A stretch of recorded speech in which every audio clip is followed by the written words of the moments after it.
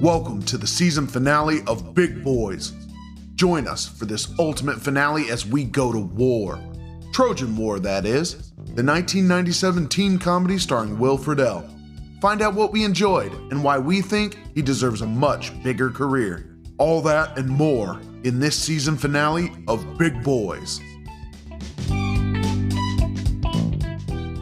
Prepare to be mesmerized and or mortified. Well, what's happening there? Old Sorrel's here had him something now. You son of a... Yeah, clever. Kind of soft and only like in one ear. If I had a nickel for every time I heard that. Look at those boys, ain't they? Big Boys with Brian Hickey and John the Great.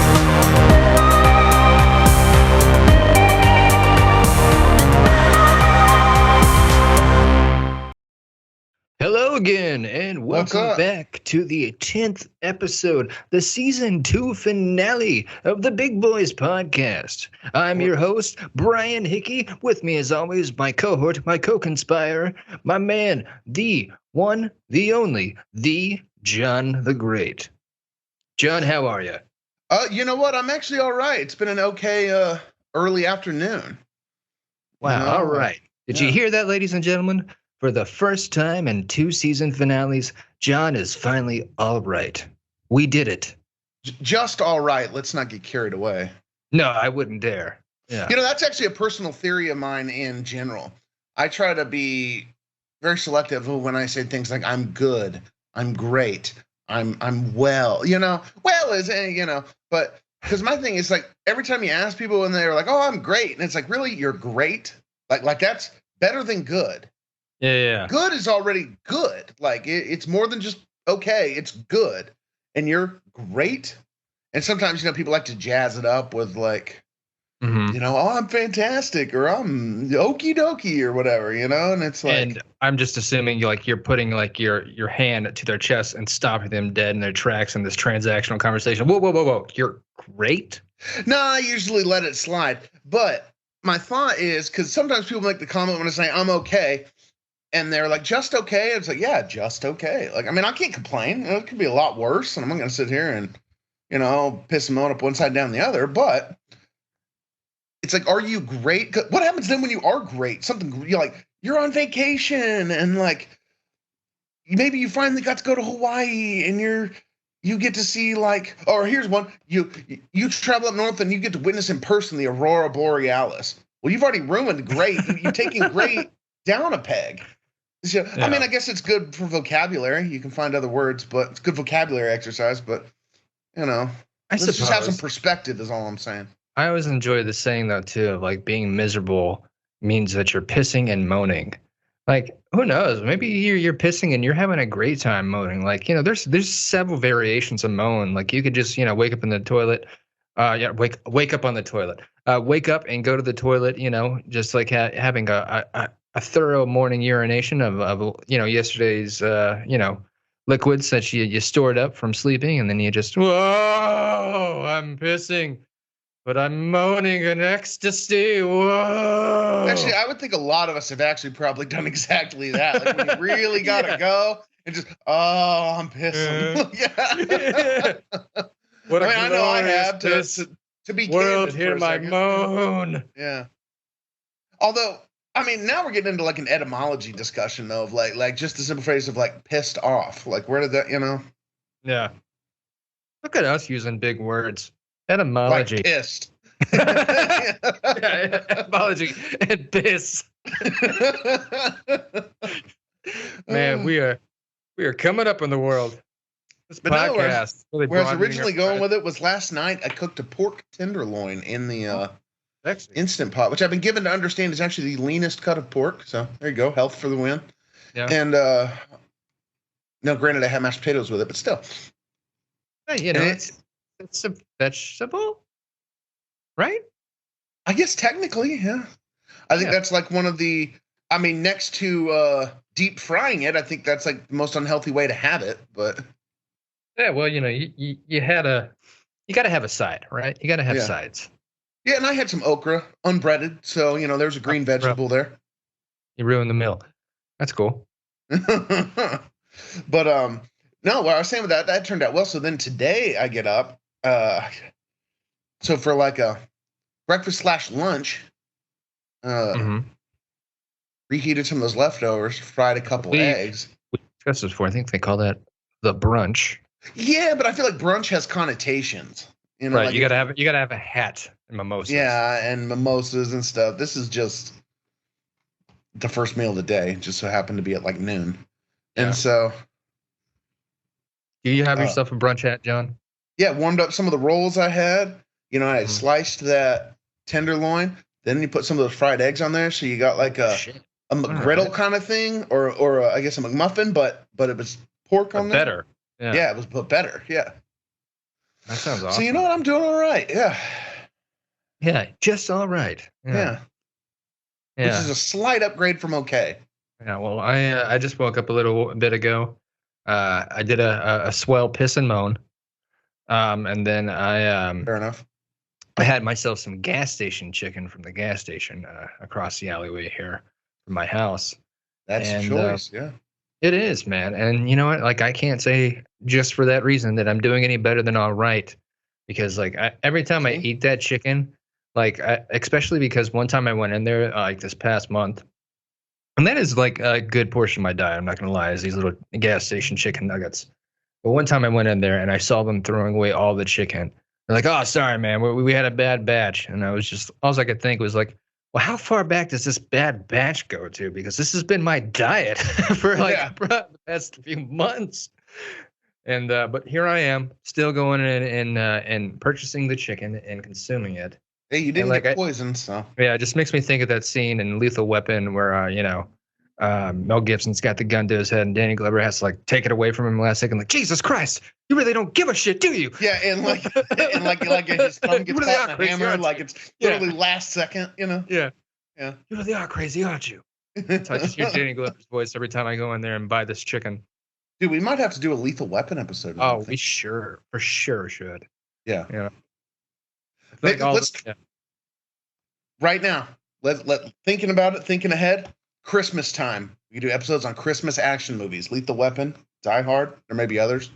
Fuck, buddy, that's not a bad idea. I was just thinking because, this is our finale for season 2. I wanted us to come back and do a bonus episode on Halloween. And then maybe we could do another bonus episode around Christmas time. And then, come back for season 3 in the new year, Yeah, that's fine. Yeah. Maybe. But that's not that would be Christmas cool. Film, Is Lethal Weapon or Lethal Weapon 2 the Christmas one?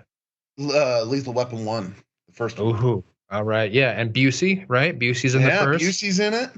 Oh man, that's a fun film. That's a good one. Yeah. You know what? I'll save that discussion for that episode. But yeah. I'm looking forward to it. Mullets and cowboy boots, sign me up. Mm-hmm. Speaking of mullets and cowboy boots, as per our discussion in the last episode, I begun watching Boy Meets World. Did you? Yeah, and you got the character Mr. Turner on there who has a mullet and cowboy boots. And shit, you're right. Cool. Yeah. He's the cool teacher. He rides a motorcycle. Yeah, he does. Now that you pointed out, he does kind of look like if Mel Gibson was trying to be the cool teacher. Yeah. In Boy Meets World. Yeah. And that's I never put that two and two together. From the years of about give or take like 86-ish to about 97. So there was like a good, depending on exactly how you define it, 9 to 11 year period in there where that was cool. Like the cool rebel type guy had like that kind of haircut and he wore cowboy boots, possibly snakeskin. Yeah. Yeah. It's what we call a badass, ladies and gentlemen. Yeah. It's what one could aspire to. What else did you do to gear up for our Friedle finale here? I did. I watched Trojan War. Yeah. Yeah. I actually watched it immediately once we got off last episode. Yeah, same here. Like I was gonna say, I planned to rewatch it again, but then I had shit to do. But I did get it. I did give it a one through, and I took some notes. This was the first time for me. So yeah. Well, I watched it and like I feel like we were probably kids. Like we were probably teenagers the first time I stumbled upon it, like on like a movie channel or something like that. And so it was basically it felt very much like a first watch for me as well. I just remembered Lee Majors was in it, and oddly enough, which I don't think it's been since then. It's been kind of looked at ironically, but I remember Out Cold was kind of a hit at that time. Yeah. Lee Majors kind of had a slight little comeback from that film, and so they were starting to show like other Lee Major projects as well. We're talking about the $1 Million Man, of course. Yeah, I always got to look up his face. I can never remember. I always get him confused, and even though they're nothing alike, but they both have the first name of Lee. There's what was his like Lee Norris or whatever, who played Minkus in like season 1 of Boy Meets World. Oh, I didn't know that. I just assumed we were talking about like maybe a sibling of Chuck. No, I think that's his last name. Yeah, because isn't yeah, that's it. The guy that like directs like 99% of most of Chuck Norris's movies is his brother, and I think what is his name, like Michael Norris or something like that.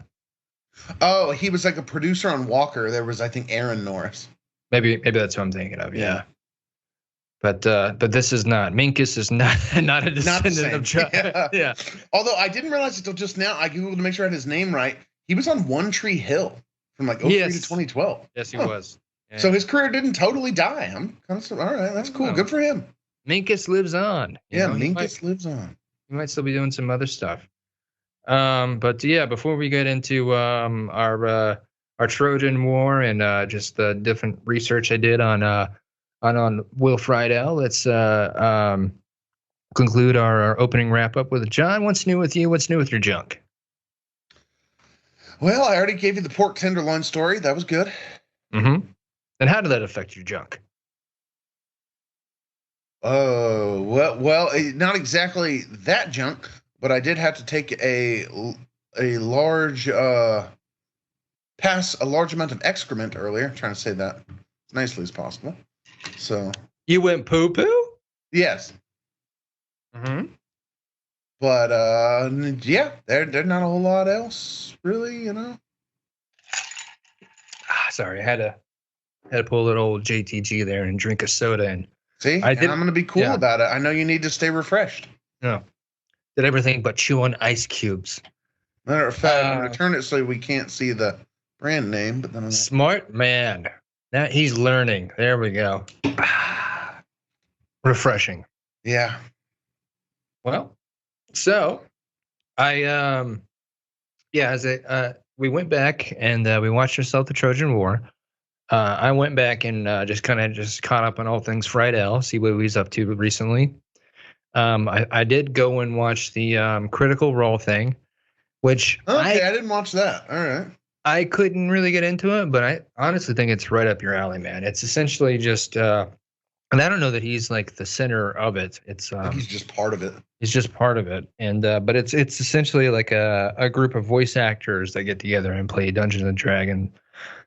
It's a hit thing. Like they got millions of followers on there, so But I'm not a D&D guy, but you are. So well, I mean, I've played it. I wouldn't necessarily go so far as to say like I'm a fan, but that's a group activity. It's one of those things that like it's as fun as the people you're playing with, in my opinion. Right. And so he's got like a little mini YouTube series he does on there called Mini Prime Time, which is fun for about the first 3 minutes, and then they kind of actually get into the whole concept of the show. But it's kind of he is like the host in the first few minutes, and just playing little goofy jokes and stuff on the guests or whatever. Which he's still got it. But then of course by before the end of the episodes, they're like 12-minute episodes or whatever. They're just painting miniatures, and it's just like, okay, well that's when you lose me. But I get it. That it's a niche market that they're going after, like miniatures, I guess, for the D&D characters that they use. Yeah. And I'm trying to find, there was another movie that you were talking about. It was around the same time. I want to say where he was like trying to date the president's daughter. I think it's called The President's Daughter. I thought it was First Daughter, but I'm looking on IMDb and I don't see it credited. So we'll just Google. Oh, it definitely comes up when you Google him. But so he's doing that. and he's very heavily into the voiceover world. I went and watched he does a podcast with his Kim Possible star and Christy Carlson Romano, that's her name. The older sister from Even Stevens. Yeah, man. Okay. Yeah. And I went and watched, and so it was actually pretty funny because I only watched one episode that they've done, and it was apparently it was their first live episode, and and it was funny because I had just watched the trailer before watching this episode, and in the trailer they go on about like, oh, this is fun for the whole family. The whole family can tune in, and in the live episode, they're interviewing Billy West, and which is your guy there who is Fry and all that other. Oh yeah, he's an amazing voice actor. He's fantastic, but he's also just a great guest because he immediately makes it go blue, and they're like, supposed to be a family-friendly show, and he's just talking about people committing suicide, and he doesn't care. Like, he doesn't give a shit. Yeah, it's great, fantastic. I mean, what do they expect too? He's like the guy was on Stern forever. Yeah. So, speaking of that, have you watched any of the Hulu original reboot of? I guess it's a requel. It's like a continuation of Futurama. No, we talked about this a little bit before. But what I have been meaning to mention to you is that I do enjoy the signs that they had going around my neighborhood, where it was like where it was basically they made the same joke that I did. Of like the tune in for the reboot of the reboot of Futurama or something like that. I can't. Yeah. I'm butchering the joke, but essentially they very much were making fun of the fact that this is like the third time it's been picked up. So yeah. They especially in that first episode, like the first 10 minutes are just cracks about all that and. Oh yeah, good stuff. Yeah, and Fry decided to start watching a streaming platform called like Hulu or something like that. It's obviously, nice. Yeah, it's supposed to be Hulu, and yeah. Okay, so that one with him we were saying was so First Daughter was a movie, not the one we were thinking about. That one had Katie Holmes. Okay. This one was called My Date with the President's Daughter. Exactly. That's it. Yeah. And it was, I guess, a Wonderful World of Disney original. So it wasn't like a standalone movie. It was just. So it was like a Disney TV movie, probably something for the Disney Channel. Because like when you look at his credits, like it shows it as a series, even though it's an hour and 30 minutes long. It like IMDb calls it an episode. And when you look at his credits, the reason I wasn't seeing it is he's just credited as being on The Wonderful World of Disney. Oh, weird. Yeah. Once again, IMDb does not always get it right. Yeah. So we went back. We checked out a lot of old Friedle stuff, mainly because we wanted to go back and figure out how we're going to get this starring vehicle for him, and a new sitcom where we can be like his goon type characters or someone who works for him, like his lackeys, if you will, side characters in this sitcom that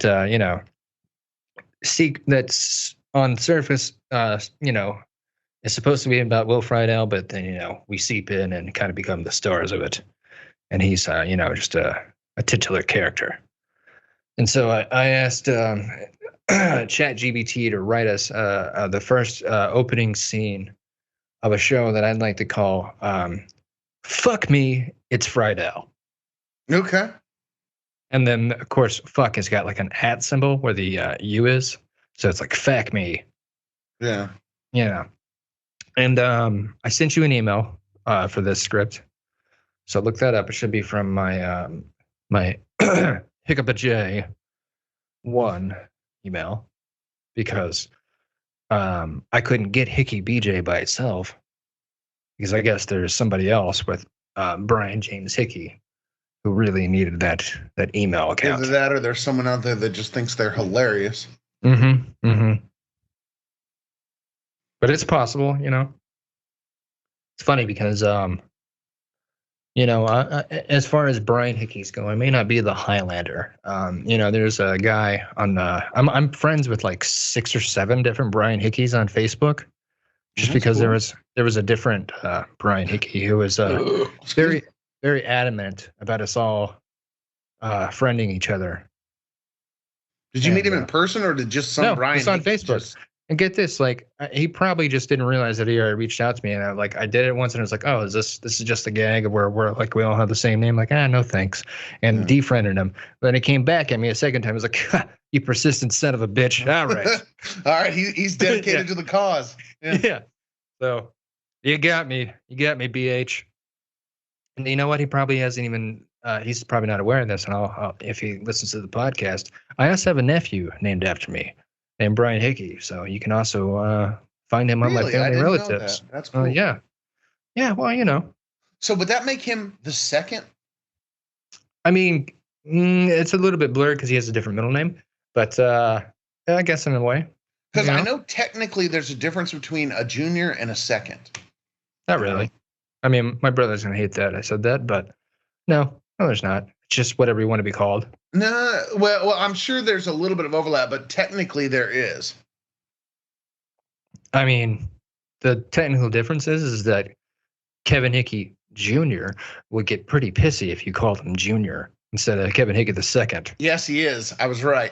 Junior is used for a baby boy who has the same name as his father, while the second is used for a baby boy is named after a male relative other than his father. Of course, different middle names. Oh, so maybe. Shit. Did you hear that, big bro?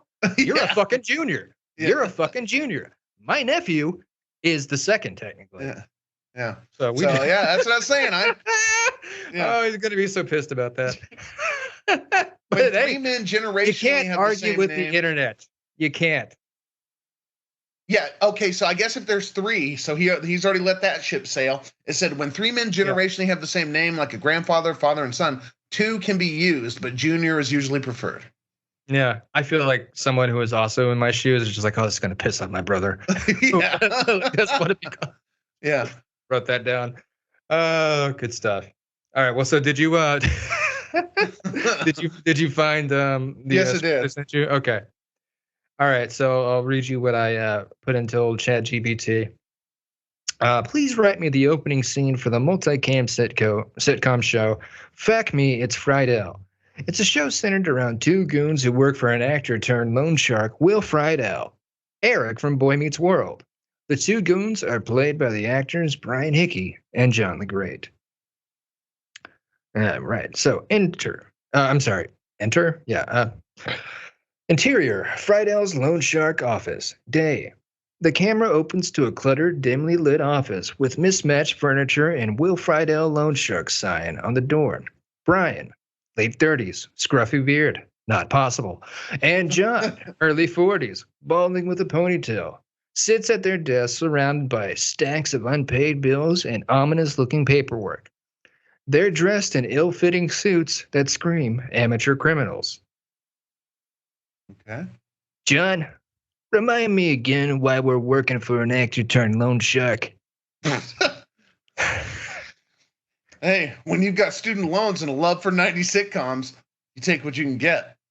Suddenly, the door burst open, and in walks Will Friedle, 40s, charismatic yet intimidating.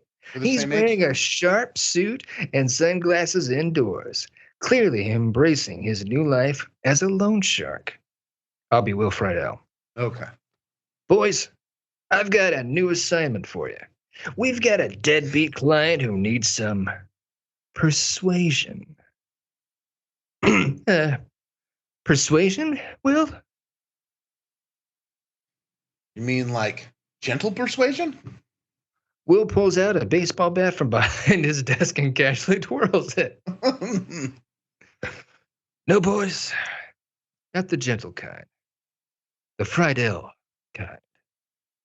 Brian and John exchange worried glances, realizing that their job is about to get a lot more chaotic. Cue laughter from the live studio audience as we fade out.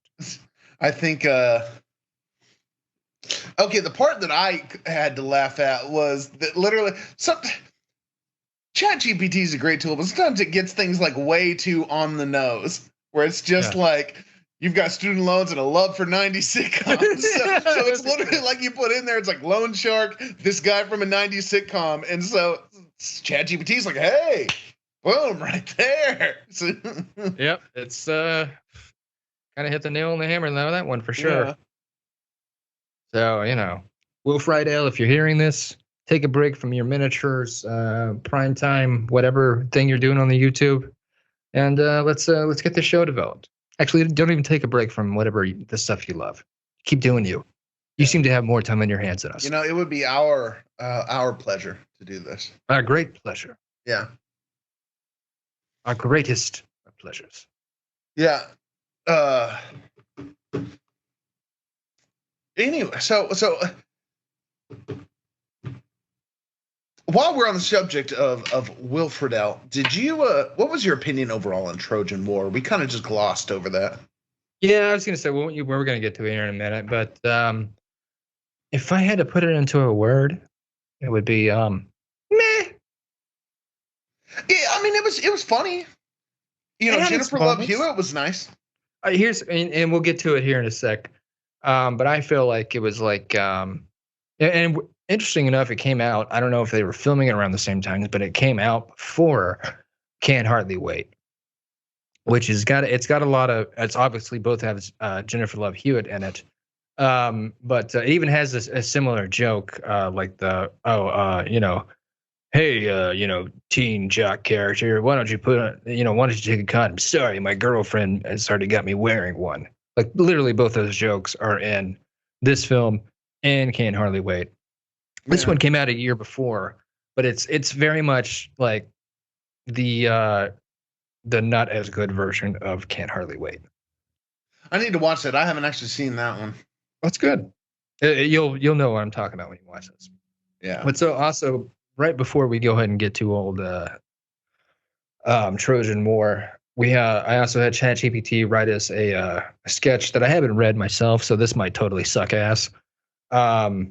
For another movie trailer that we can the precursor for the if we were going to put a trailer before watching this in a public setting, for a movie called, it is titled Condom Catastrophe. Whoa. Yeah, and it should also be in your email as well. Please write me. This is what I put into ChatGPT. Please write me a comedy sketch of a scene from a movie called Condom Crisis, and this is what it came up with: Condom Catastrophe. But here's where I kind of think it's gonna probably suck because ChatGPT is very much a PG AI. There's not gonna and I haven't read it, but I did kind of skim through it. Like I think it's just gonna be about condoms. Yeah, like they're overwhelmed with choices, perhaps. Is this going to basically end up being like a middle school health video of like, well, let's find out. This is a condom. Shall we? Do you want to be Mike or do you want to be Jessica? I'm going to be Mike. I'll let you be Jessica. Should not have gave you the option. Yeah. All right. Would you find it? Yeah, I got it. Okay. Setting.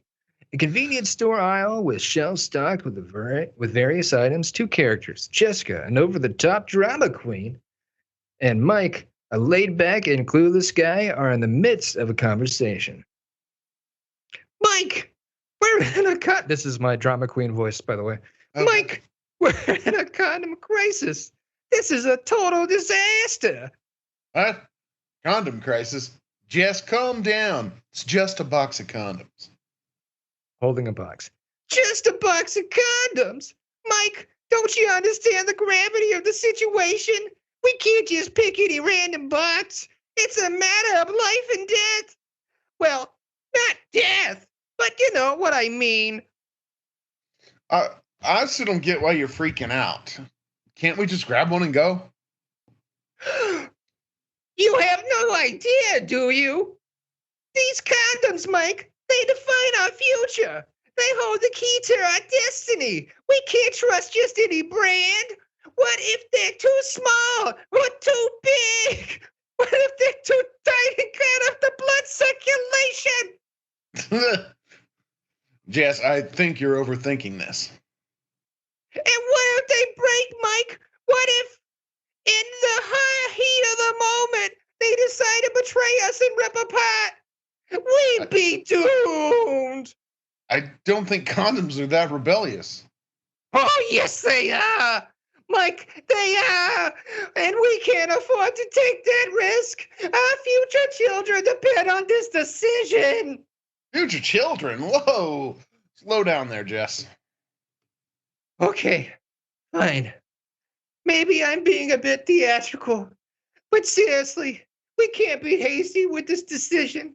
It's a matter of comfort, safety, and maybe even pleasure.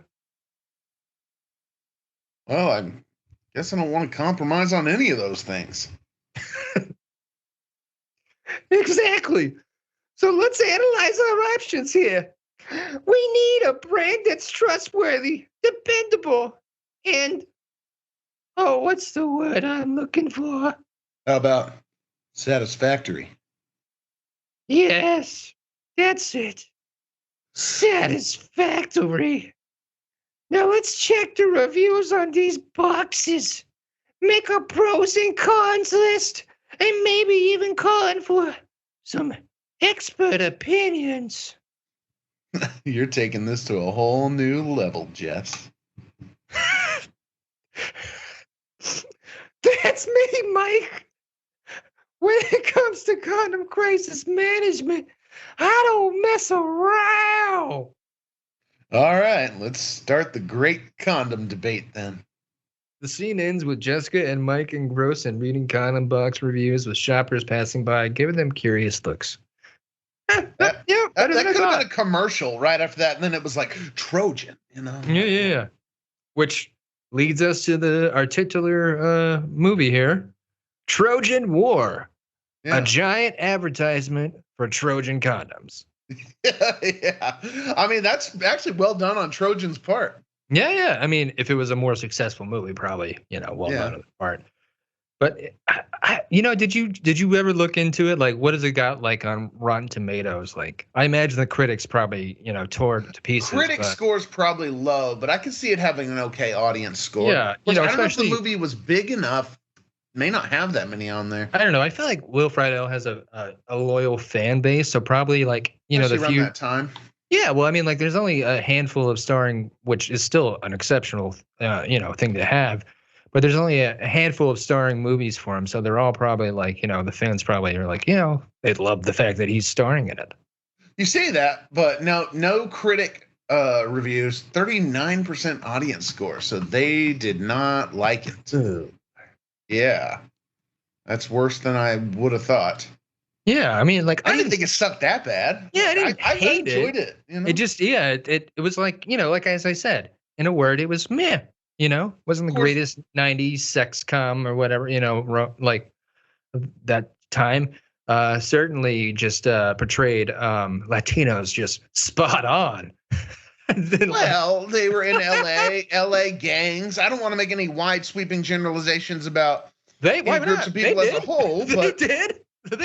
I mean, he was out late in a bad part of the day, ran into some gangs. I mean, I thought it was a fairly comical depiction of a gang. It was, but like, I'm not, well, all right, I'll speak. Like, it was a very I don't think it would have flown as well, but like, as you said, you wouldn't have got away with it today. Yeah, but it was definitely just a comical depiction. It was, this movie, let's just put it in that factor. Like, this movie was not taking itself seriously. No. Yeah. It was not that kind of movie, though. Now, yeah, maybe it's also the fact that we're watching it 26 years later, which is mind-blowing. And, but some of that, like, I saw it coming right away when I was like, oh, it's going to turn out Jennifer Love Hewitt's actually in love with him. It's like, okay, that was also coming from a mile away. Yeah. The most unbelievable part of this whole movie is that, like, because she wore a leather jacket and said weird vocabulary words, that she wasn't, supposed to be found as an attractive, woman in this film. Yeah, well, movies do that all the time. She's got a girly. Oh, dude, like, I put this down where here. They just take beautiful women and be like, oh, well, she's not attractive, or she's not a girly girl, or whatever, She is the antithesis of Cecily Strong. When she was on SNL, she had a character that would go on Weekend Update every once in a while, and was like the girl from every, male-driven romantic comedy, the girl who was a friend in every male-driven romantic comedy. And, all she's she's just wearing glasses, a ponytail, and a fucking basketball jersey or something like that. And then she obviously the cliche of takes off her glasses and ponytail. And like, whoa, I never really noticed you before. Yeah. Well, that's like She's All That. Basically, they take her hair out of a ponytail, take her glasses off of her, and then it's like, you never saw me as the hair, like the ponytail and glasses. Girls, don't forget about the paint covered overalls. Yeah, exactly. Right. You never noticed that either. Not Another Teen Movie spoofed that perfectly. It's like when she comes in, literally all she does is take the glasses off and my work is done. My miracle worker.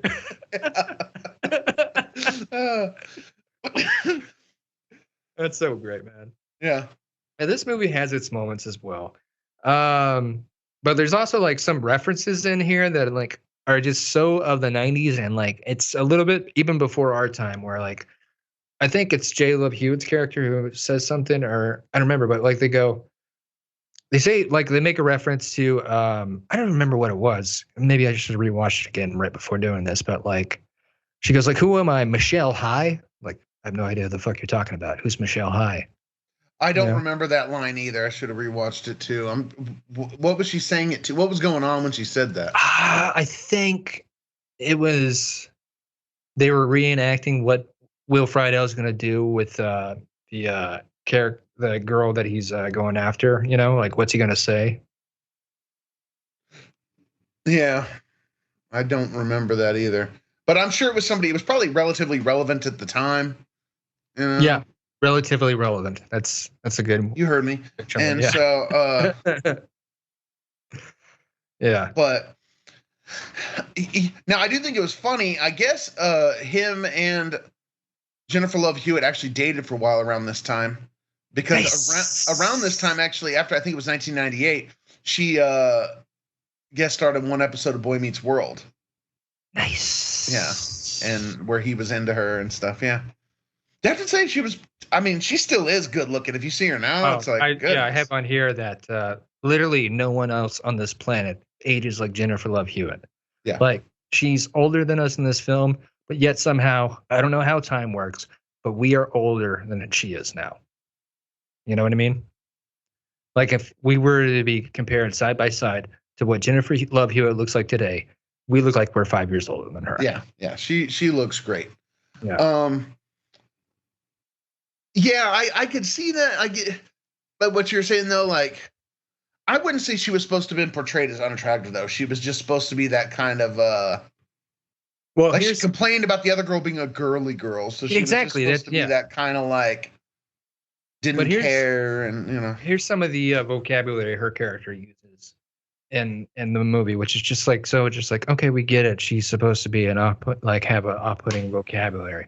Which again, Not Another Teen Movie nails perfectly, and I'm not, I'm an outcast or whatever, because I use weird words, Oh, she refers to the other girl, wouldn't you want to be with another dialectical being?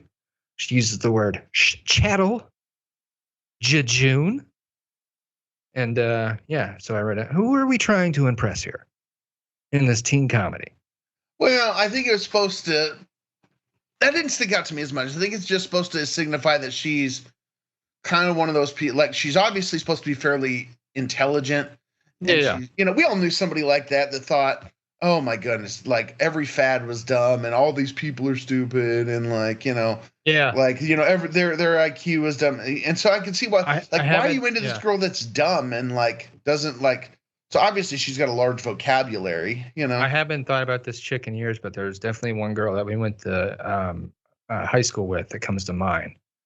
And I won't say her name because I don't know if I don't remember exactly her last name, but the initials were CP.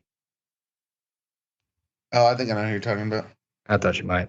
I actually didn't have a problem with her. I kept up with her after school. Yeah. Stop putting me out to be a goddamn bad guy. I'm not saying I had a problem with this person. Yeah. Fucking digging me in a hole, John. Yeah, what you said? I actually didn't have a problem. I didn't say. We didn't say your name, so it doesn't matter. I never. Okay, well, just to clarify, this CP person, I did not have a fucking problem with, John. I'm just saying she reminded me very much of this character Okay, this that's movie. fair enough. Yeah. Yeah. Jesus Christ, man, you do this shit all the time. Like anytime we like in a less, a lesser version that doesn't really matter so much. But anytime we talk about the Fast and Furious movies or whatever, or Stallone, you're like, oh well, I didn't have a problem with it. I don't have a fucking problem with him either. I'm just talking shit. I'm just, we're just talking. Jesus. Well, I'm gonna have to find a different way to say it then. Yeah. Fast and the Furious movies, I mainly agree with you, but no, I'll stick up for Stallone. I'm not saying it. I dislike him. I'm not saying negative things about him. I'm just making observations. And giving my opinion, which, by the way, is all a goddamn podcast is. You son of a bitch. Yeah. You're trying to make me out like a storybook villain. Because I have a point of view. Well, we'll think about that next time. Yeah, I will. I'll be on my toes when talking with my best friend in thoughtless conversations. Yeah, about something as pointless as old movies. Yeah. Oh God. But there's a lot of great actors that make little small cameos in here that you're like, oh shit, I didn't realize you were in this, especially because it's been years since I've watched it. As you said, it's a movie that's 26 years old now. Holy shit. But Anthony Michael Hall pops up in here. I missed that. Okay. I didn't recognize him. It took me a minute to he looks so vastly different with brown hair, but he's the bus driver. Oh, okay. Yeah, and I was is this a pass the torch moment? Because it's 97. He's still relatively young. He's probably our age, if not younger. Playing the bus driver. Oh, the bus driver that kept freaking out. Yeah, okay. Yeah, but he was so great in that, man. He was very maniacal. But yeah, I was wondering if is this a cameo kind of pass the torch moment of this is Will Friedle is going to be the 90s version of what I was to the 80s, Yeah. But he's in there. Trejo makes a small appearance. Okay, and it looks some early Trejo. Yeah, look, in the bar they're in, kind of resembles very much like the bar from Dusk Till Dawn. It's what, did they just borrow the set for a day? They may have. Which no, I don't think they did because it was probably filmed in Texas. But also fun little tidbit for you. Danny Trejo, who is, as far as I know, still is and has been sober for a very long time, probably decades now, owns a bar out here off of Sunset, I believe, called Trejo's. Sounds nice. Yeah, and I was just wondering, man, I wonder how long that bar's been around. Maybe they filmed Trejo's part at Trejo's, but I doubt it. So yeah, Trejo's in here. Who else we have? Probably didn't own the bar back when that was made. No, because he was still making his way through. He was still just, he had a couple lines in here, But yeah, he was still a guy who was just kind of, reappearing in early Robert Rodriguez films. Yeah. And we also have who else do we have here? We got I just saw it and now I can't. The guy from the Warriors, Mr. Warriors, come out and play himself, and also the I can't remember his character name in Commando, but he's the second guy, I guess, to die in Commando, who gets dropped from a bridge by Arnold Schwarzenegger by the that leg. dude, yeah. Yeah, he's the homeless guy in here. The dude that played the bully, the guy that the other girl was dating and was trying to use him to make jealous. I can't. I know I've seen that guy in other stuff. Same here. Yeah, same here. He's a character actor as well. He's still doing stuff today. Yeah. Oh, which by the way, talk about product placement. You see on the dashboard of his car is obviously it's on the dash of his car when they're driving and just talking about what's going on in the film. They cut to his character and his buddies in his car. On the dash is just a box of condoms and a box of Slim Jims. And what a perfect combination. I think this was around that time when movies were just going crazy with product placement. Oh, for sure. Yeah. It only would have been perfect if it was, Randy Savage came in snap a condom. Yeah. Oh yeah, snap a condom into a Slim Jim. And then also that brings me to the actor who we still haven't figured out his name, but the guy who plays Kyle. I thought about it after a while. I'm like, I think he's actually the protagonist of this film. And this is a horror film. Because if you think about it, his character, though, yes, portrayed quite douchey in the film, really hasn't done anything wrong. Yeah, that was his girlfriend. And, like, obviously he's going to be upset of, like, why are you, like, with this other dude? Yeah. Like, yeah. And so I wrote down, like, I'm pretty sure this is his, like, this story is actually his perpetual hell that he has to revisit every day because everyone is against him in this film. And, because, again, back to that same scene in the car where he's just kind of like, consoling himself with his friends. They're like, yeah, no, you are getting soft, man. Like, he's like, God damn, I'm just trying to just kicking him while he's down. Yeah, I'm just trying to talk about what's going on. They're like, yeah, no, you are acting like a total puss, bro. Like, and like they're just like, no one's really feeling it. I feel for you, Kyle. I feel for you. And then also, of course, at the end of the film, Kyle's junk is mutilated at the house party, and everyone breaks out in laughing, like, ha ha ha ha ha. Dude, like, I was thinking that too. I was like, dude, like dog bites, like, what was that? Like a German Shepherd? Like they can like some serious damage. Like, yeah, he definitely lost a ball and or penis. Yeah, and he may not be able to have kids. Yeah, yeah, mutilated his junk. And that is not, on the equal playing field of what I think he gave old Willie Boy Friedle one punch. Yeah, like that's not the same. Yeah. Like a lifetime of mutilated junk because you punched the guy who your girlfriend's cuckolding you with. You kind of had reason to in the first place. Yeah. Jason Marsden was briefly in there. He's done quite a bit with what's his name? With Will Friedle? Will Friedle, thank you. Yeah, well, I was just watching another podcast that he did, and he was like, yeah, apparently they're best buds. Who is Jason Marsden? You would recognize his face, definitely his voice. He does a lot of voice acting now, too. He was in season, like... Who's he in the movie? I'm trying to remember. I remember recognizing what was the character's name here. He's not one of the buds. He's not Josh? He's not Danny Masterson or the other guy. No. Josh. Who's Josh? I don't know. I'm trying to remember who it was. But he's another high school kid in the movie. Yeah. I don't know. But I also have Brooke is the name of the main girl that he's going after. Oh no, you're right. I got it wrong. He was the dude that Danny Masterson was trying to train to like get chicks or whatever. Oh, that is okay. Yeah. Okay, what else is he like known for then? Because I recognize that guy from something, but I couldn't really place it. The main thing that I recognize him from is his voice. He was the voice of Max in a Goofy movie. Oh, okay. Yeah, and he also played... I can hear it now, yeah. Eric's best friend in like parts of season 1 and throughout most of season 2 of Boy Meets World, where he played the character Jason Marsden. You're right. Yeah, okay. Yeah. Oh, he was like, I guess he's the only character in there who just like, they were just like, you know what? Just let him, Jason, you just be you. Yeah. They just let him have his name. That's interesting. So yeah, what else did I have here? Brooke's buddy is that she gets a phone call from, and just like this poor girl looking at it as a 34 soon to be a 35-year-old man.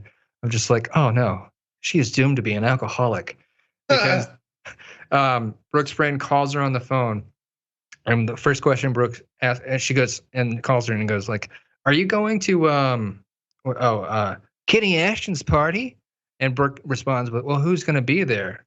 And the girl's answer is kegs, lots of them. Yeah. like oh God, like just that's. Well, I get that it's a teen film. Yeah. I'm taking it so goddamn seriously. I'm putting on you're killing the bit, John. Well, I'm trying to talk about the movie. That's what we're doing. We're talking about the movie, so I'm trying to, But I know, In the real world, obviously a red flag of like, who's going to be there? Kegs, lots of them. I'm going to get blackout drunk. Revisit that girl 20 years down the road. She is definitely, hope God willing, taking a chip in a meeting. You never know. Or she ended up marrying somebody like Kyle and, you know. Yeah, and then is obviously getting, impregnated by somebody else because his junk is done for. Yeah. Yeah. I don't know, man. This day and age, maybe, well, that was back then, but the technology's been around a while. Maybe they could do like in vitro or something. Maybe. I mean, depends on if most of the damage was to was to his sac or to the penis itself. If it's just to the penis, then yeah, they could probably in vitro. Oh my God, I just realized this would have been a perfect little, joke they could have done in there with you have the fucking $6 million man in there playing a cop, and Kyle's got mutilated junk or whatever, and they're like, oh my God. What they should have done is like, oh God, is he ever going to be the same? You should have just had fucking Lee Majors come in there. We can rebuild them. That would have been awesome. Yeah, like better, faster, stronger. And then it's, of course, obviously you got to do like a whole montage of Kyle's dick just getting.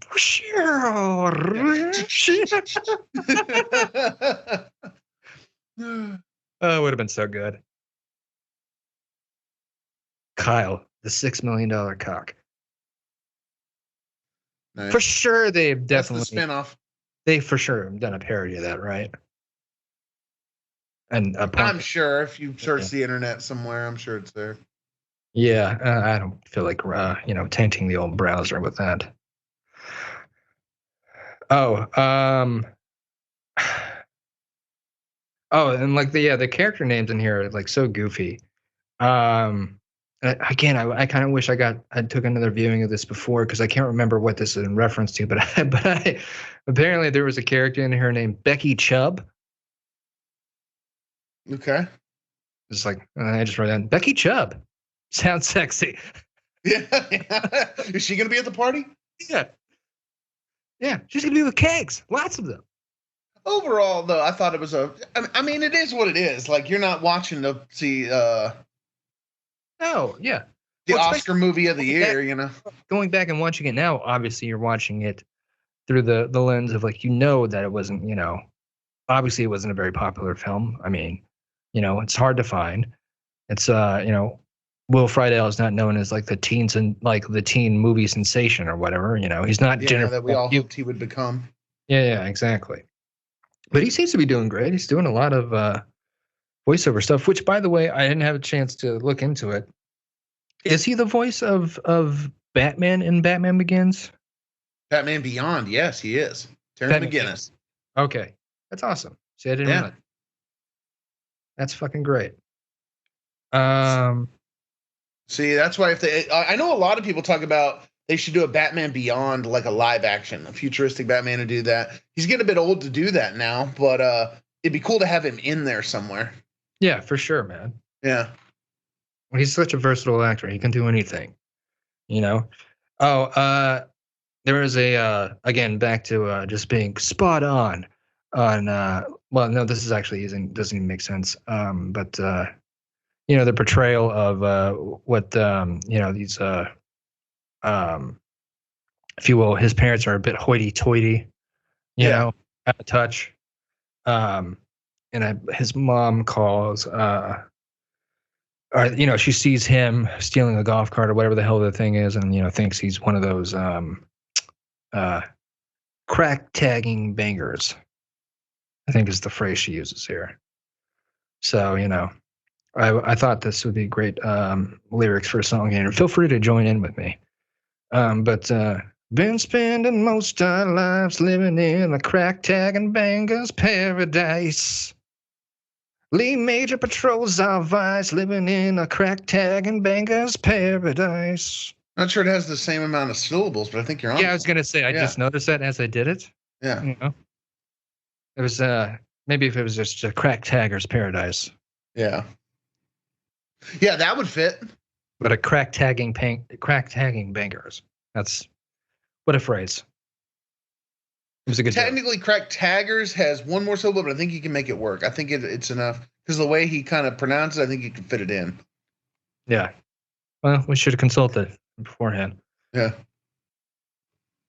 Oh, and like they cut to it later of like, obviously the janitor who is like a big fan of karate films or whatever comes at him, and does karate stuff Yeah. out of the school. But then they go back to him later, and I tried to take as much notes as I could without pausing it too much. But did I miss a scene where where Will Friedle gets a bucket put on top of the janitor's head? Because they just cut that later. It's very subtle. When he like throws him over that counter or whatever, and he crashes into all that stuff. Well, the guy's running at him with something, and he like just picks up that bucket, and you just see the camera like go into the bucket. Okay. So yeah, it's not super obvious because then it cuts, and the next scene is him like walking down the street all like dirty and his clothes tore up and stuff. Yeah. And because I remember thinking like, oh, I guess he got out of there. All right, cool. All right, I guess he let him go. And it's not until later you see them trying to pull the bucket off the guy's head that you realize, oh, okay. I don't even. I must have been taking notes through that shot. I didn't even notice that. Yeah. But yeah, as we mentioned. Oh, and here's one last thing. I have best 80-yard line of the movie. It's right out the gate. Is Will Friedle's character is having a fantasy about Brooke in the beginning of the movie, and they really got to sell the joke home that he's got a boner. I mean, like they literally, he crosses his legs, he can't get up from his desk. They cut to a crotch shot. Yeah, and I guess that doesn't even sell the joke enough. So there's an 80-yard line in there that goes this just off in the distance, which is always great about an 80-yard line is like there's no point of reference to who the character is. It's just supposed to be some random kid in the class. Just dude's got untimely wood. like, like, no, we got it. Yeah, that's we literally just cut from a shot of his fucking pants. Like, yeah, and not to mention the demographic this movie's being made for. Believe me, they're gonna understand. Yeah, I just literally they're like, there was some producer on the editing bay like, I just don't know if we really taken this joke all the way home. I got it. Let me get in the booth real quick. That sounds like one of those two where they just thought that was a funny line, so they're like, all right, let's fit it in. They're not wrong. Yeah. I did chuckle. I was like, okay, like this is like just really beating the shit out of a joke to death. Like, dude's got untimely wood. Might as well just like he's got a boner. That's so good. Yeah, the joke. The movie is, again, it's fine. It's not. I wish it could have been more for him, as an actor. And I thought he did great. I thought all the actors did fine. I think the movie itself kind of plays like a 13-year-old who did coke for the first time. Like there's some editing transitions that are just like, it's almost there's a lot of ramping speed in this film. You know what I mean? This is like Benny Hill in the 90s on coke. Oh yeah. You know what I mean? I get what you mean. Yeah. So, which is no fault to the actors, or like again, there's so many at this level of movie making, filmmaking. Like there's so many people that have their say in it. Like so, who knows where that may not even be on the filmmaker. That could have been a note from the studio, or whatever. So, it's fine. It's a fine film. I would even probably go back to rewatch it again if I want to just kind of get a sense of what Will Friedle was like at that time. I could definitely see that, and maybe it's also because it was an era when we were kids and growing up. I have lately been getting a real sense of nostalgia for the ~90s. I mean, always have, but especially lately for some reason. But there was, and to put that point too, is like there was also that was a thing of the '90s too. There was a lot of ramping speed, kind of Benny Hill and coke. Yeah. Of that time, because I went back and watched a few years back. I decided to give The Big Green a rewatch. Nice. Not worth it. No. It's a lot of ramping speed, a lot of '90s tropes in there that just didn't age well. I don't know. It's like that and Good Burger. I went back and I was just like, oh, this is like. Of course, I was 10 and I enjoyed this when I was 10. I was a dumbass, but yeah. As a grown man, it's not the same. Which, by the way, they're making a 10 when it came out. No, yeah, they're making a fucking Good Burger too. Good luck. I don't know who the audience is going to be. Yeah, me neither. I don't know, man. Like, well, like all these, and I think it is a Paramount Plus, movie or whatever. Like, they're making so many of these like Nickelodeon shows into like TV movies now or whatever. Like, again, after our time, I think like the whatever Jamie Lynn Spears, Britney Spears' little sister. Like, I think they made like a TV movie or another series. I haven't checked it out. I just noticed it was on Paramount Plus of like, I think it's Zoe 102. Oh yeah, they rebooted that. And then they have the iCarly or whatever, and that got a now, reboot. Yeah. So I guess they're trying to feed that nostalgia audience, but like it's just like I don't know, man. Like iCarly's like a different generation though. Like that's what I'm saying. That's so like after us. Well, so is the Zoe 101. That's what I'm saying. Yeah. Like I remember my cousin who, when she was like 11, and so this was like right after he graduated high school, so I was like 18, 19. She was like 11, and her really being into iCarly. Yeah. Just it's after our time, but yeah. But yeah, to summarize, it's an okay movie. It's certainly not a so bad it's good film, where it's just a lot of crazy scenes where it's like, how the fuck did they like film this and think like this is going to be great? There's not a lot of that. It's just kind of like it just feels of the time, Yeah. And it's, the only thing that is outright goofy to me is trying to portray Jennifer Love Hewitt as not like the most attractive woman in this fucking film.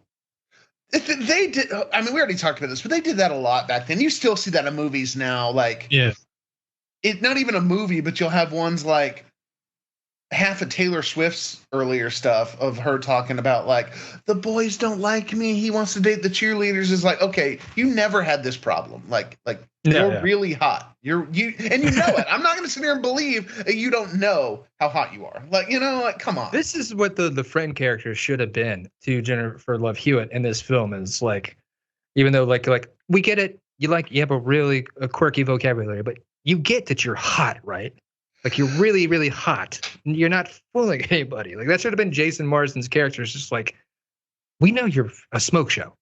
Like, she was hot, but I get that she was just but like literally all rebellious. Like she took off her Which again, it's like, I guess you're a horned up teenage boy, so any layer of skin probably would have done it. But it was just like all she did was basically take off her leather jacket. Like, oh my! And then Jason Marsden and Danny Masterson were like, oh my god, shoulders.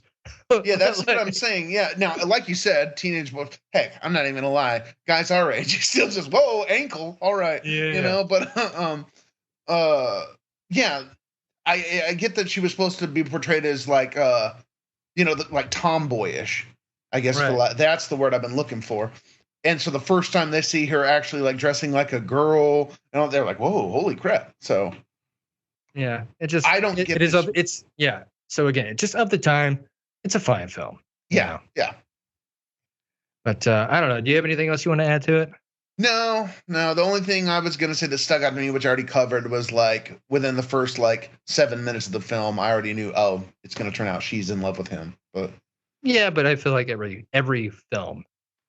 Like or every film in this genre is like it's definitely it's got a cookie. Well, that also brings me back to the question of like we see that now, and again we're watching it 26 years later, and we think like okay, like saw that coming, and it seems corny, but it's kind of the same thing as like when you go and watch old action movies from the 80s and they seem corny or like very stereotypical, like they've got all these action movie tropes, and it's like, but at the time, was that new and fresh? Like, did people feel that way when they watched it then? And well, my point being is I think they went there to see that. Like, yes, you expected it, but it's not like I wasn't going there for the surprise. I was going there to see that. That's what you want to see. Yeah. So I don't think that makes sense. Obviously the movies were doing it because it was working. It was a popular plot still works for movies at the time. Yeah, they're putting subtle twists on it, but it's still the same recipe, Yeah, same recipe. I guess nowadays they try to veil it a little more. Of course, it depends on the type of movie you're watching. This wasn't exactly a thinker, so they could just be like, okay, we don't have to hide it. The point of the movie is that she's going to secretly like him. Yeah, I mean, like all the new spin is now is like this did take literally. I mean, I haven't seen it, but there's the character from Cobra Kai or whatever, and we won't say his nickname, but Like they remade essentially She's All That, and he's the star of it, and it's just called He's All That. I saw that. I hadn't bothered to watch. I was like, No, you didn't. You Yeah. didn't get have a girls' night. I was gonna say of like watching, and by girls' night I mean a Friday night of getting drunk and watching Girl Meets World. You didn't do that with He's All That. no, I didn't. You didn't follow it up. Girl Meets World at least had the nostalgia factor going for it. This didn't. Well, I guess it kind of did because of She's All That, but not in the same way. Yeah, not in the same way for you. This just looked like a cheap, like, okay, a stunt. Do us a favor though. Next time you feel like having a girls' night, a Girl Meets World night, and you want to go back, you get a hankering for watching it. Follow that up with the He's All That. Well, you know what? I'm not gonna say. I mean, don't hold your breath, but your chances will probably never be greater than right now while I'm watching Boy Meets World. Because if nothing else, just because the one thing Girl Meets World did well was they got quite a bit of original characters back. At least for like an episode or two. Not many of them as regulars, but like I know Jonathan Turner shows up in a handful of episodes. Eric's in a few. Sean's in a few. Mr. Feeney's in a few. So yeah. Which again, it's a nostalgia cash grab. All these like that's exactly what it is. Yeah. And that's what I was saying. I've already decided it's terrible because it is. And I even sent you the Rotten Tomato stuff to prove it. Yeah. Well, all that does is prove that it's worse than Boy Meets World. Honestly, I'm surprised it was rated as high as 86%. But again, like what teenage girls are using Rotten Tomatoes?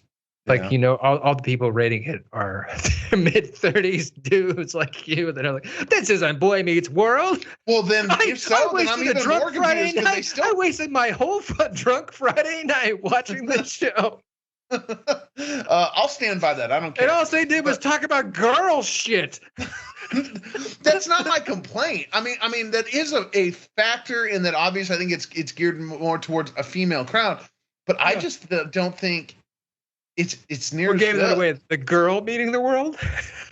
No, like it's just so much more corny. like if you were to take the goofiest, like corniest moments from Boy Meets World, it's like that all the time. And well, I think it originally aired on the Disney Channel though too. So it's also did. Like, whereas also Boy Meets World was ABC. Yeah. So they had different production. Yeah. Well, granted, ABC is a Disney-owned property, but still different production, but also like different standards of what they could say on their programming. Well, Boy Meets World was part of the TGIF lineup, so it was made with a different vision, if you will. Like it was in there with like Home Improvement and various other. And it's still a very family-friendly show for the most part, but also it's like not as geared for 14-year-old girls as stuff on the Disney Channel. Like it's just like Girl Meets World is just so like. I don't think there was ever a promo they cut with Ryder Strong and Ben Savage. Like, hey, want to get drunk on a Friday night? Let's watch. No, but Boy Meets World did have some episodes about Sean struggling with alcohol. So I don't think he ever got anything quite that. I mean, Girl Meets World, I'm sure, did stuff where they taught lessons and all, but I don't think they did it as edgy, for lack of a better word. How many seasons did that show do? Girl Meets World 3. Which is probably, I was actually just hearing Will Friedle relate to this about Kim Possible, that Disney Channel did kind of had a hard rule of 65 episodes and out, which sounds like about 3 seasons. So, and Kim Possible was an exception, I guess, because a bunch of people wrote in that they wanted to see a 4th season, so they got more. I imagine I can understand from a business perspective, Disney Channel's philosophy, do it. Because usually after about 3-4 seasons max, it's starting to kind of. Well, you want to feel even older? I don't even think Disney Channel exists anymore. Pretty sure it does. It's just. Well, maybe if it does, it's like I was hearing them talk about it on their podcast that he and older sister from Even Stevens do together, or Kim Possible from Kim Possible, Christy Carlson Romano. Like it's certainly not the same kind of vehicle for, because everything's on streaming now. I'm sure that's what they're Disney Plus. So I doubt they're gonna do. Is what she was saying. Is like rather Well, than because before Disney Channel, they'd have all their, like, there's tons of Disney Channel original movies, all this kind of stuff. I'm pretty sure anything they're making like that now, they're gearing for the Disney Well, I didn't Plus even know platform. that. Yeah, I don't know that. So maybe that's it. We would have to look into that, but I don't really feel like doing it. But like maybe they're not making new. Maybe the Disney Channel itself exists, but maybe they're not making new content for it. Like, If so, it's living on borrowed time. Of course, cable is kind of living on borrowed time anyway, because in my opinion, I think the only thing really keeping cable alive has been sports deals, because sports is obviously a massive business. Like, people spend billions of dollars a year on sports, or they generate billions of dollars a year. But that's starting to wane. There's so many more streaming platforms that are starting to show games now. Like, I know the UFC is with ESPN, and I want to say that's actually shown on ESPN Plus. So you got to get the streaming platform. So it's like, why do you need the cable channel? Like, why indeed? Why indeed? Well, anyways, guess what? Season 2 finale, bitches. Or is this one going to be episode XX? I think it is. Well, I already kind of made social media. I was going to call this one willing ourselves to a Friedle finale or something along those lines. Willing a Friedle finale. And if you're going to be a son of a bitch about it, I might have to go back and redo the posters. Well, we'll just see AKA double X. Yeah. I mean, it can be episode XX and then subtitle or whatever. Or vice versa, that or episode XX. Yeah. And I'm sure mainly I'm trying to keep this going, I'll be honest with you, so that way next season finale I can end with episode XXX. Nice. We could still do that. Yeah, I know. It wasn't a very thinly veiled pun you were fucking doing there. I could count, John. Yeah. All right, man. This has been our double X. Yeah. And here's to triple X coming in the future. Yeah. I'm excited for it. Yeah. Let's let the countdown begin. Yeah. In the meantime, we're going to take some time off. We'll come back and do you want to do a Halloween special? Yeah. Fuck yeah. And then we'll do the Christmas one. That's right. We'll have another 2 bonus episodes. We can maybe do a couple around Christmas. We could do the Christmas action movies and Christmas movies. I don't know. We'll have to feel all that out. We'll feel it out. I don't want to promise anything too soon. Exactly. Yeah. All right. Well, I gotta get shit done. All right. I'll catch you later, man.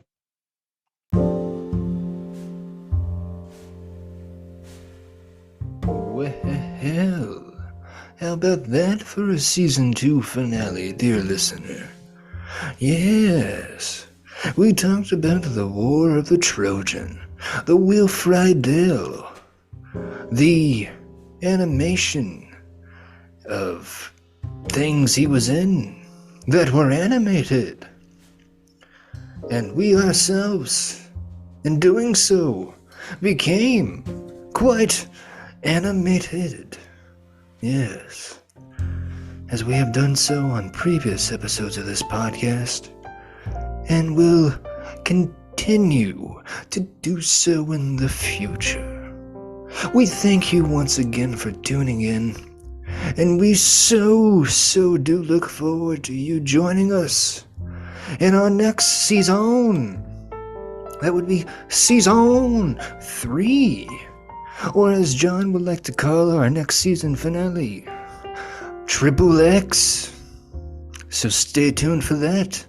The only way you can properly experience that is to witness every episode leading up to that, which I guess now we're calling this episode Double X, because John had himself a last-minute thought, even though I already made little social media posters and, put them in the file where he could see them, that I've already titled this episode.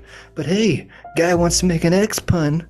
God forbid we forget one X, dear listener.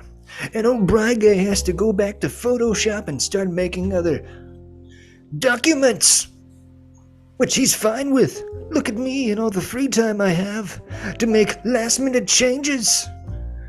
This is the sound of a man who's so excited to be making last-minute changes, dear listener. I have to learn how to meditate. Perhaps that's something I'll do in the future as well. But in the meantime, we're gonna keep doing our thing. We're gonna keep on watching some movies, going the old ChatGPT to help write some goofy sketched up ideas or movie trailers for us. We're just gonna have ourselves a silly billy of a time. Call us some silly billies. But don't you go calling us hillbillies. Because though we are from small towns, not many hills were located near there. But I digress. As we will continue to bring this show, and we look forward to having you along for the ride.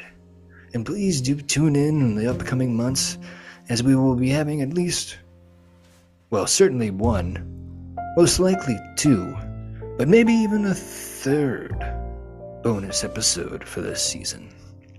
And then coming back in the new year to bring you our epic Season 3, the golden years of the Big Boys Podcast. And in gold it shall be showering upon you, dear listener. Ah, what a shower of gold it shall be. And in closing, as always, I'd like to say, Como se llama hermana? Lo siento, Palabento. Good night, oh my North Texans. And sweet dreams are my fellow Angelinos. And to everyone in between, you know what I mean.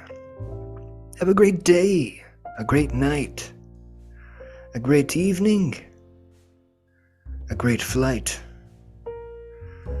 Make sure that wherever you are, you make it out of sight. For this has been another episode of the Big Boys Podcast. In another season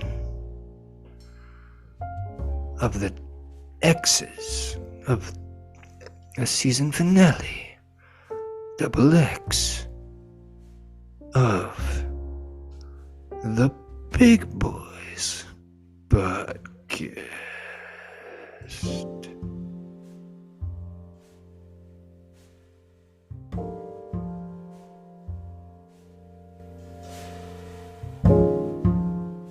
Big Boys is a podcast produced by Not So Funny or Proud Productions. The team consists of co-hosts, co-producers, and co-editors Brian Hickey and John Sorrells, better known as John the Great.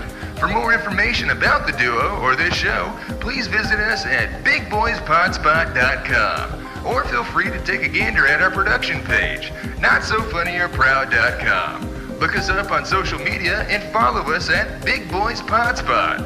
New episodes drop every Thursday on every popular podcast hosting platform known to man. So please be sure to like, subscribe, vibe, describe, contrive, confide, collide, abide, preside, and tell your tribe, and most importantly, do prescribe. Me and Elixir for talking out the side of my neck.